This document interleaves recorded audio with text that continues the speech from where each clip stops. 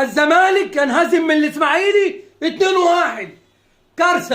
كارثه من كوارث الزمالك، فضيحه من فضايح الزمالك اللي كل ماتش لازم يكون لنا حكايه ولينا قصه. طبعا الزمالك اتغلب والاسماعيلي قطعنا، واحنا جمهور الزمالك بنحترف اللي فرقتنا مش فرقه. تعالى بقى النهارده على قناه نادي الزمالك هيطلع كابتن خالد الغندور والمحللين طبعا هيقول لك الزمالك بصراحه قدم مباراه كبيره وكان لنا ضربتين جزاء. فين ضربتين الجزاء ده؟ اما انت اللي مكسب الاسماعيلي، اما اللعيب بتاعك رؤى اللي الماتش اللي فات قاعد يشاور للجمهور وهو خارج والجمهور شتمه، النهارده هو اللي بيكسب الاسماعيلي. حرام عليكم يا جماعه، انتوا حرقتوا دمنا بما فيه الكفايه، انتوا جبتوا لنا الضغط والسكر. ارحموا جمهور نادي الزمالك، جمهور الزمالك تعب منكم، جمهور الزمالك قرف منكم، انتوا تعبتونا. انتوا لسه شايفين الاهلي مفرح جمهوره امبارح وكسبان الترجي في تونس 3-1، الترجي اللي خرجنا من البطوله، وانتوا ولا عندكم دم ولا عندكم ريحه الدم.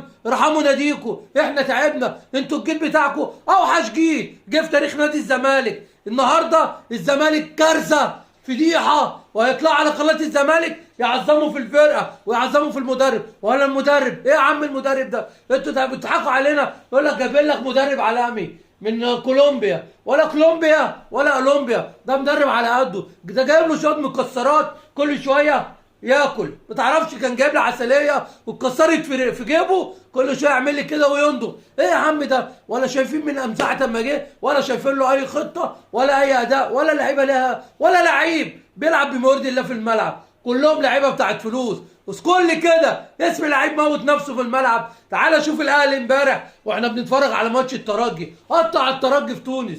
انت هنا في مع الاسماعيلي اللي بيصارع على الهبوط، الفريق ده كان هينزل درجه ثانيه. الاسماعيلي بهدلك كده، ده الاسماعيلي غسلنا النهارده، ده الاسماعيلي غسلنا يا جماعه. ايه اللي بيحصل في فرقتنا ده؟ ايه الفرقه دي؟ ده انتوا كرهتونا في الكوره والله، انتوا كرهتوا جمهور نادي الزمالك في الكوره. احنا نعمل ايه؟ مجلس الاداره سوحنا، مجلس الاداره سوحنا. انت سوحتنا يا عم ضاده. هو الزمالك دلوقتي ما بقتش فرقه، جبت لي شويه صفقات مكسعين، ولا نضاي نافع ولا سامسون نافع، وفين عمرو السيسي، وفين مش عارف مين، ايه ده، وشبانه وتعبانه، وما عندناش باك شمال، ونص الملعب ضايع، وبعت لي امام عاشور.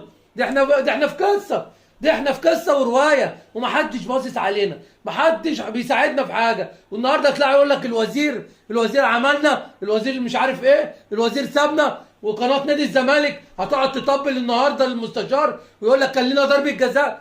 ارحمونا، احنا زهقنا من القصص دي. احنا جمهور الزمالك تعب فعلا. الفرح ليه ناسه والحزن ليه ناسه، واحنا الزملكاويه اساسه. الفرح ليه ناسه والحزن ليه ناسه، واحنا الزملكاويه اساسه. ليه حق جمهور الاهلي يفضل فرحان، جمهور الاهلي يحتفل، واحنا ننام حزنا، ننام باكين على نادينا اللي وقع مننا. الزمالك ضاع مننا. طب نعمل ايه؟ محدش بيساعدنا. مجلس الاداره ضد النادي وضد الجمهور، محدش بيساعد النادي، كلهم عشان مصالحهم، والزمالك بينهار. ده الزمالك كل الفرقه تبعت فيه، اي فريق بيلعب الزمالك دلوقتي يا جدعان تبع فيه. انتوا لسه ناسيين بروكسي عمل فينا ايه؟ النهارده بنلعب الاسماعيلي كاننا بنلعب البرازيل، اول امبارح بنلعب بروكسي كاننا بنلعب مانشستر سيتي. ايه اللي بيحصل فينا ده؟ كل الفرق اللي بتلعبنا بتقطعنا، واحنا مركزين مع الاهلي، طب ما نركز على المشاكل اللي عندنا. الزمالك مليان مشاكل، الزمالك محتاج صفقات، الزمالك ضايع يا جماعه، الزمالك بينهار، ولا عندنا بديل ينزل يغير مباراه، ولا عندنا لعيبه في الملعب، ولا عندنا لعيب راجل، ولا عندنا كابتن فريق قائد. كلها ماشيه كده ايه، عامله زي البليله في قلب الملعب. الفريق كله عامل زي البطيخ. صفقاتنا حمضانه، مفيش النهارده، مفيش لعيبه رجاله في الملعب. مش من النهارده، ده بقى لهم كذا ماتش اللعيبه بتاعتنا ضايعه، ما تعرفش ايه اللي حصل لهم. يقول لك مدرب متخصص في اللياقه. لياقه ايه يا عم انت؟ ده اللعيبه مش عارفه تقف في ارض الملعب. انت قرفتونا، انتوا تعبتونا والله. جمهور الزمالك زي يا ريتنا ما كنا زملكاويه، يا ريتنا ما كنا زملكاويه. الزمالك تعبنا نفسيا، كرهنا كره القدم.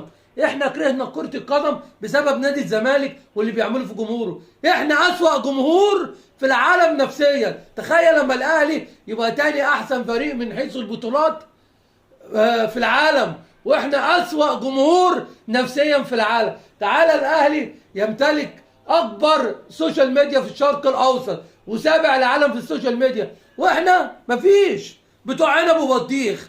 احنا حكايتنا على الله، الزمالك حكايته على الله. طب نعمل ايه؟ مين هيقف جنبنا؟ احنا بندعي ربنا، يا رب الغي نادي الزمالك ده، يا رب احنا خلاص كرهنا نادي الزمالك، احنا مش عايزين نادي الزمالك ده تاني، يا رب نلاقي فرقه نشجعها، بس خلاص اتكتب علينا النادي ده، واتكتب علينا حرقه الدم، واتكتب علينا اللي احنا جالنا الضغط والسكر بسبب النادي ده. والله العظيم احنا تعبنا يا جماعه، اداء مفيش، رجوله مفيش، مدرب تعبان على قده، صفقاتنا حمضانه، كل حاجه في نادي الزمالك غلط يا جماعه، كل حاجه في نادي الزمالك غلط، ومحدش حاسس بالنادي. والنهارده طبعا هنشوف بلاوي بالليل، عاوز تضحك بقى اتفرج على قناه النادي الزمالك بالليل، الضحك كله على قناه الزمالك، حسب الله ونعم الوكيل.